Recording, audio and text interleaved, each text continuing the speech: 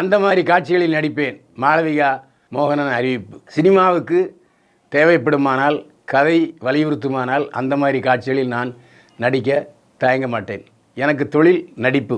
Director எந்த கதாபாத்திரத்தை கொடுத்தாலும் நான் நடிக்க தயாராக இருக்கிறேன். இதில் வெட்கப்படுவதற்கு என்ன இருக்கிறது?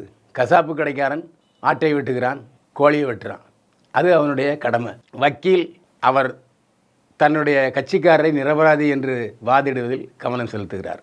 கல்லூரிகளில் பேராசிரியர்கள் தங்களுடைய மாணவர்கள் நன்றாக படித்து தேர்வில் பாஸ் ஆக வேண்டும் என்பதற்காக பாடம் கற்றுத் தருகிறார்கள். இதெல்லாம் அவங்கவுங்க தொழில் சம்பந்தப்பட்டது. எனவே என் தொழிலில் அந்த மாதிரி காட்சிகளில் நடிப்பதாக இருந்தால் நான் கண்டிப்பாக நடிப்பேன், கூச்சப்படவே மாட்டேன், அதற்கு வெட்கப்படவும் மாட்டேன் என்று சொல்லியிருக்கிறார் மாளவிகா மோகன். கதாசிரியரை காதலிக்கும் நடிகை ஸ்ரத்தா கபூர். நடிகை ஸ்ரத்தா கபூர் இன்றைக்கு அதிகமான இந்தி படங்களை நடித்து கொண்டிருப்பவர் ஸ்ரத்தா கபூர்.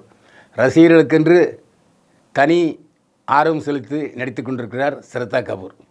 இவர் சமீபத்தில் பல இந்தி படங்களுக்கு கதையாசிரியராக இருக்கும் மோதி கபூரை காதலிப்பதாக வட இந்திய பத்திரிகைகள் தொடர்ந்து கிசுகிசு எழுதிய வண்ணம் இருந்தது.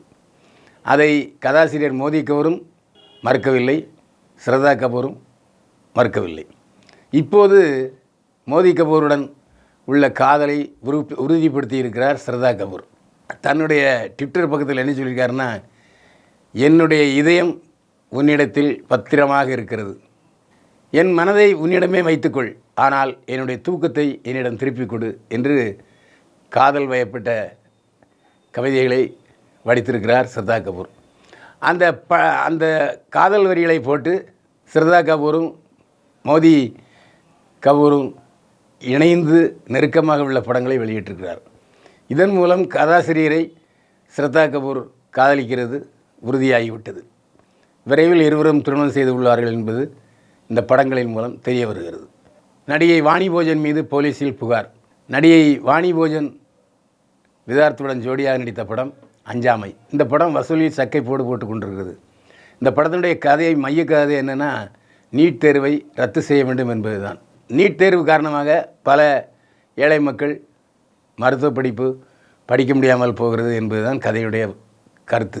நாடு முழுவதும் நீட் தேர்வு கண்டிப்பு கட்டாயம் என்று சொல்லிவிட்டார்கள்.